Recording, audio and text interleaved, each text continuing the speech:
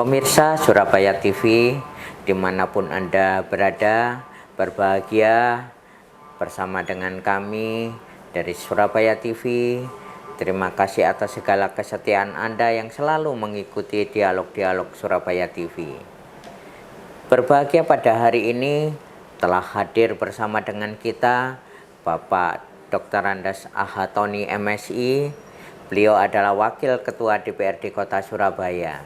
Selama beberapa waktu ke depan kita akan diskusi membahas tentang kawasan penilai yang ada di Kota Surabaya, bagaimana perkembangannya sampai sejauh ini. Kita akan membahasnya dengan beliau. Tidak perlu berlama-lama, marilah kita sapa Bapak Ahatoni. Selamat sore, Pak. Selamat sore, Mas. Sehat-sehatnya. Alhamdulillah. Ya. Pak Ahatoni, kita akan membahas tentang kawasan cagar budaya, yaitu kawasan penilai Kota Surabaya, yang selama ini menjadi salah satu konsen dari Pak Ahatoni selaku juga pemerhati sejarah dan budaya yang ada di Kota Surabaya ini. Ya. Pak Ahatoni, kita akan mulai saja. Kawasan penilai merupakan saksi bisu peradaban Surabaya, mulai konon katanya sejak zaman Kerajaan Singosari, kemudian kolonial hingga modern. Nah, pemerintah Kota Surabaya 10 tahun ini mulai menyadari arti penting kawasan tersebut. Betul. Pak. Nah, apakah ini terlambat? Waduh, ya ini tema yang menarik ya. Menarik. Jadi dalam pandangan kami tidak ada kata terlambat, daripada tidak sama sekali. Ya. Benar yang disampaikan oleh Mas Nanang, era klasik di Surabaya ada situsnya yang bisa ditunjukkan, ada Sumur Jobong, ya kan. Pada era-era kolonial bisa kita temukan ada makam Eropa di situ. Kemudian pada masa pra kemerdekaan ada sebuah situs-situs pergerakan yang ada di situ. Bahkan penilai akhirnya kita sadari adalah titik nol Indonesia. Jadi penilai bisa dikatakan Indonesia ada itu berangkat dari penilai, bisa dikatakan begitu. Kalau kita melihat aktor-aktor yang memberikan warna dalam percaturan Indonesia menuju kemerdekaan sampai pada realisasinya. Akhirnya kemarin kita dengan tagline penilai sebagai titik nol Indonesia, kita sampaikan kepada semua pihak bahwa, dan kita juga sedang menunggu barangkali ada sebuah sanggahan, gugatan ataupun apa supaya ini lebih menarik. Kita akhirnya bisa mengkaji secara lebih objektif, komprehensif, lebih mendalam terhadap nilai-nilai yang ada di penilai. Dan tadi disampaikan Mas Nanang 10 tahun itu apakah waktu yang terlambat? Tidak. Kami sangat senang, dan ini adalah waktu kita sama-sama dulu kan memimpikan Surabaya menjadi satu kota wisata sejarah yang tidak sekedar hanya kita menyuguhkan sebuah ini perjuangan dalam bentuk perang saja, tetapi ada hal-hal lain, yaitu perjuangan diplomasinya, kemudian perjuangan dari bagaimana masyarakat dulu itu bertahan, kemudian peradaban-peradaban lama. Ini semua kita ungkap, dan penilai kemarin mau kita apakan, quo vadis. Penilai setelah kita itu menyadari betapa pentingnya kawasan itu. Kita coba ada satu nilai-nilai sejarah yang kita ingin mengatakan bahwa Soekarno lahir di sini. Soekarno lahir sebagai satu figur besar, tidak dari lingkungan yang mewah, tetapi adalah dari lingkungan masyarakat biasa dan kebanyakan orang kita. Sehingga dari situ kita akan mengedukasi bahwa walaupun dari masyarakat yang biasa, nggak usah berkecil hati. Jadi pendiri bangsa ini adalah berangkat dari lingkungan yang sangat sederhana itu. Itu yang pertama. Yang kedua, kita ingin membangun juga kesadaran politik masyarakat bahwa pemikiran-pemikiran besar itu tidak mesti harus lahir dengan sebuah sesuatu yang kondisi mapan. Iya, mapan. Enggak. Justru pikiran-pikiran kesadaran politik itu muncul dari posisi-posisi yang dalam tanda kutip kita dihadapkan dalam berbagai tantangan dan kemudian keterbatasan. Nah, ini yang akan kita sampaikan dari penilai selain nanti itu bagian-bagian lain yang penting seperti tempat-tempat bersejarah lainnya. Iya, Pak Tony. Ini menarik. Kawasan Penilai bisa juga disebut sebagai kawasan bapak bangsa.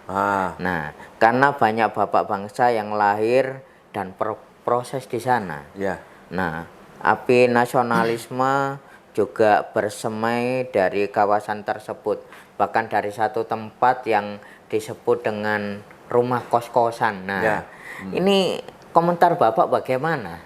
Ya, ini kan bentuk dari sebuah autokritik gitu ya. Dengan adanya kos-kosan melahirkan sebuah figur pemimpin bangsa, maka jangankan kok mereka yang hidup dalam kondisi yang pas, yang kos saja ini adalah bisa menjadi orang besar. Yeah. Dan di Surabaya ini kan banyak, dan di kota-kota lain juga banyak tentang situasi masyarakat yang dalam tanda kutip sandang, pangan, papannya ini masih belum kecukupan, tetapi kemudian mereka menghindar. Tapi justru dengan mereka tidak memiliki papan itu justru menjadi sebuah tantangan bagaimana menjadi lebih bagus. Nah, ini kan nilai kejuangan sosial yang ingin kita sampaikan kepada masyarakat untuk meneladani itu. Kemudian lagi kita seringkali dihadapkan bahwa kalau kita ingin menjadi bagus itu kan semuanya harus tersedia, ya kan? Yeah. Kemudian ya banyak hal seperti yang sekarang. Tetapi kadang-kadang begini, bahwa dengan kita itu kekurangan, seperti kondisi orang berpuasa. Yeah. Kalau itu adalah dipahami pada saat kita itu kekurangan seperti kita itu adalah dihadapkan pada puasa, maka namanya inovasi-inovasi, gagasan-gagasan, bahkan tekad, semangat usaha itu muncul pada saat seperti itu. Nah, kembali kepada titik nol tadi itu. Maka kadang-kadang kita akan seringkali melihat barang siapa yang hari-harinya itu bisa menemukan titik nol, dia akan bisa menemukan sebuah langkah besar yang bisa dicapai dengan prestasi yang terbaik pada hari itu. Nah, itu kan bisa kita gunakan penilai menjadi sebuah miniatur untuk potret tentang masalah filosofi itu tadi.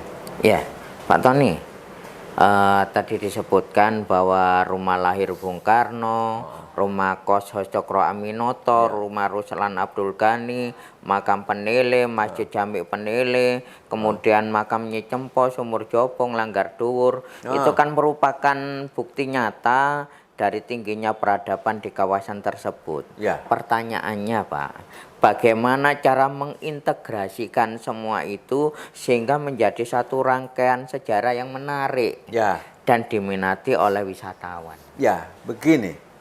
Konstruksinya memang harus logis, konstruksinya harus bisa dilihat sekarang. Konteks ketokohan, kemudian sama tempat, kemudian lagi ada tempat-tempat Sumur Jobong dan sebagainya. Itu kan merupakan sebuah artefak, kemudian bukti-bukti sejarah, saksi-saksi bisu yang kemudian saling terkait. Nah, keterkaitan itu kan nampak ketika kita itu membayangkan bahwa ini adalah bagian-bagian daripada internalisasi sosial yang terjadi pada saat itu. Waktu itu sudah ada masjid. Kemudian orang berpikir bagaimana bisa masjid yang cukup tua itu ada di Penilai. Karena orang berpikir begitu. Padahal kan ada orang mengatakan, oh masjid yang tertua itu tidak ada di situ tempatnya. Penilai sebagai kawasan yang kalau orang Jawa berasal dari kata pinilih. terpilih, tempat yang terpilih itu kan memang memiliki keunikan dan kekuatan dan energi tertentu. Energi dari orang yang tinggal di sana, kemudian gagasan daripada pemikiran orang yang tinggal di sana, termasuk peradaban-peradaban yang bertumbuh. Seperti tadi itu ada masjid, ada Langgar Dur, ada Sumur Jobong dan sebagainya. Ini kita integrasikan. Betapa Penilih itu sebagai satu kawasan yang sangat lengkap. Mulai dari cerita kelahiran sampai cerita kematian itu kita bisa tunjukkan di situ, ya kan? Kemudian sampai kita itu adalah cerita tentang pendidikan, gerakan, bahkan gagasan pemikiran itu ada di situ. Nah, kemudian termasuk juga bagaimana membangkitkan spirit kejuangan sampai spirit spiritualitas pemahaman tentang keagamaan bisa dibangun di situ. Betapa Penilih sebagai satu lingkungan sosial yang sangat lengkap, sebagai satu kawasan yang bisa dijadikan sebagai landscape sejarah, bahwa Penilih memang sebagai satu kampung yang lengkap dan layak, dan makin menjadikan kita yakin bahwa Surabaya bisa jadi. Itu dulu yang disebut dengan Curabaya. Bisa jadi. Itu titiknya adalah di kawasan Penilih. Ya. Selain menjadi objek destinasi wisata sejarah, bagaimana kawasan Penilih ini nantinya bisa menjadi kawasan ekonomi eksklusif yang kehadirannya bisa menjadi berkah bagi masyarakat, utamanya para pelaku ekonomi UMKM. Nah, ini yang jadi perlu. Jadi di satu kawasan itu bisa hidup apabila, atau mungkin situs sejarah itu bisa hidup, bermanfaat, tidak sekedar kita mengajarkan sejarahnya, tetapi juga edukasi itu dari hal-hal yang lain.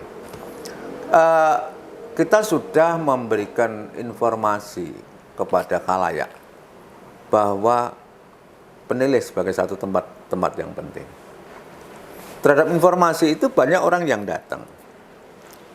Nah, karena banyak orang yang datang, tentunya di kawasan itu kan ada interaksi sosial, ada kebutuhan-kebutuhan yang ditimbulkan, ada juga keinginan untuk memiliki sebuah kenang-kenangan bahwa dari Penilih membawa apa, souvenir dan sebagainya. Ya, kita mencoba mengedukasi masyarakat supaya masyarakat yang di kawasan itu tumbuh. Kita inginnya bahwa yang tidak ada sebuah sentra yang akhirnya mereka dikelompokkan di sentra itu. Kita punya mimpi di Penilih itu ada keunikan. Di setiap rumah di gang-gang itu nanti itu adalah hidup. Di setiap rumah itu mereka itu punya usaha di rumah masing-masing. Sehingga orang datang itu mau ngopi di sini, mau beli souvenir di sana, jadi itu tematik. Kita mencoba dengan adanya usaha mereka di kampung, maka kawasan yang berkembang. Nah, kemarin itu kan ketika kita kesulitan untuk mencari tempat, aliran developmentalis, kadang-kadang kan melihat mana tempat yang strategis, yang eye-catching, yang kemudian secara ekonomis bisa menarik untuk mendatangkan tamu. Nah, pendekatan itu sudah dilakukan juga oleh Pemkot dengan mengundang, kalau bahasa Jawa itu Surabaya ngawe-awe. Jadi adalah untuk ngawe-awe wisatawan itu dengan cara kawasan yang di luar, zona luar, seperti yang sering dilewati ada di pinggir Sungai Kalimas. Itu kan dibentuk dermaga yang kemudian orang bisa melihat. Sehingga orang jalan itu melihat ada apa itu, dan mungkin datang ke situ dulu. Kemudian ada pendekatan lagi itu kadang-kadang mereka pemerintah kadang-kadang membentuk sentra UMKM. Kalau sentra UMKM untuk pada saat sekarang memang itu kita lakukan dan kita sepakat dalam rangka untuk mengunjungi supaya orang sering datang di situ. Tetapi kalau sentra UMKM tadi itu dipertahankan, maka perkembangan kawasan menjadi tidak bisa maksimal. Harapan kita kan di situ ada tempat untuk jujukannya kan tempat lahir Bung Karno, Mama. Itu menjadi idola daripada ibu-ibu yang hamil. Jadi ternyata begitu, orang-orang ibu-ibu yang hamil itu pada datang ke rumah tempat lahirnya Bung Karno, kemudian dengan mengunjungi itu muncullah sebuah doa daripada ibu-ibu itu berharap anaknya yang dikandung itu nanti lahir menjadi pemimpin-pemimpin besar, orang-orang yang menjadi orang yang bermanfaat dan kemudian memiliki kemampuan yang luar biasa seperti Bung Karno. Ini kan satu hal yang segmen yang bisa kita tanggap. Lah untuk itu bagaimana mereka nanti itu nginepnya? Nah kan gitu kan? Akomodasinya di sana bagaimana? Maka tidak menutup kemungkinan nanti itu rumah-rumah yang ada di sekeliling atau di kawasan penilai ini ada yang nanti merubah menjadi gesos. Sehingga kan gitu kan? Dan kemudian juga tidak menutup kemungkinan juga nanti ada sebuah proses pendidikan informal yang dibuat. Nah kemarin kan sempat kawan-kawan yang di penilai itu kan membentuk kayak semacam kelas gitu ya.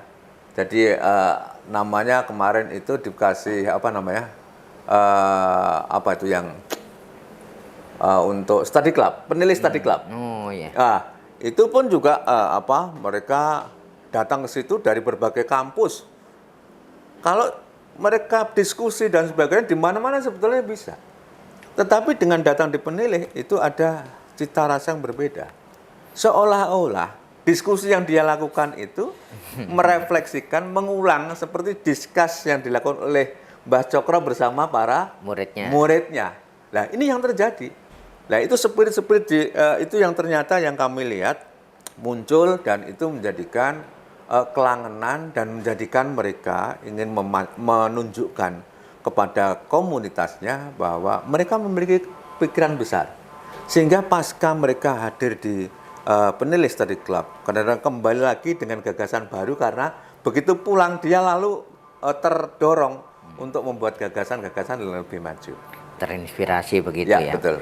Nah, Pak Tony, setelah sukses penilai ya Pak, adakah kawasan lain di Surabaya yang bisa dikembangkan menjadi semacam kawasan penilai ataukah semacam duplikasi penilai-penilai yang lain di Surabaya Pak? Ya, itu yang menjadi pikiran kita. Di awal kita sempat pesimis ketika pemerintah kota itu kok tidak punya greget yang cepat gitu. Tetapi kan dengan dalam satu dasawarsa terakhir itu kan pemerintah sudah bagus supportnya. Kemudian gagasan pemikiran diskusi kita berkembang begitu rupa. Ya ada tentu kita memikirkan ada satu badan ya. Kalau di Surabaya kan ada beberapa tempat yang bersejarah. Ada penilai, ada kawasan Ampel, ada kawasan Pecinan, ada kawasan Jembatan Merah. Dan kemudian kawasan-kawasan lain, dan kemudian yang sekarang itu mulai muncul. Mereka ingin seperti Sidosermo pun juga begitu kan. Pengen ini menjadi kawasan-kawasan wisata. Ini akan kita lakukan kalau kemudian penilai sudah sukses. Nanti itu akan menjadi prototipe. Bahwa dulunya penilai seperti ini, kemudian setelah disentuh, maka revitalisasi, kemudian menjadi seperti sekarang. Masyarakatnya dulu seperti itu, sekarang seperti apa, kan gitu kan. Nah kemarin dengan adanya festival penilai, yang kemudian juga mendapatkan atensi dari salah satu institusi bank Indonesia. Itu sukses saya rasa. Itu membuat masyarakat yang dulunya kita ngadakan film Kusno. Itu kan sempat juga masyarakat ada beberapa yang menolak gitu. Bahkan adalah dalam tanda kutip bisa bikin nggak usah dilaksanakan di sini, mengganggu dan sebagainya. Tapi setelah kemarin itu ada festival dan kemudian ada pagelaran begitu rupa, baru mereka sadar bahwa yang dimaksud itu seperti ini. Datang minta maaf dan tidak tahu kalau kemudian adalah tujuan kawan-kawan dan pemerintah kota kemarin adalah seperti itu. Nah, apa yang kemarin itu melakukan mendorong untuk dibatalkan gitu, sekarang adalah dia minta untuk diteruskan, bahkan minta diikutsertakan.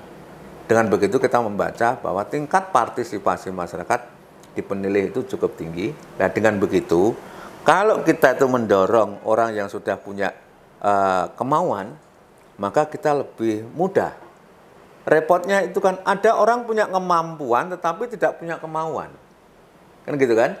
Tapi kadang orang yang ada juga yang masyarakat yang tidak punya kemampuan juga tidak punya kemauan, repot ini.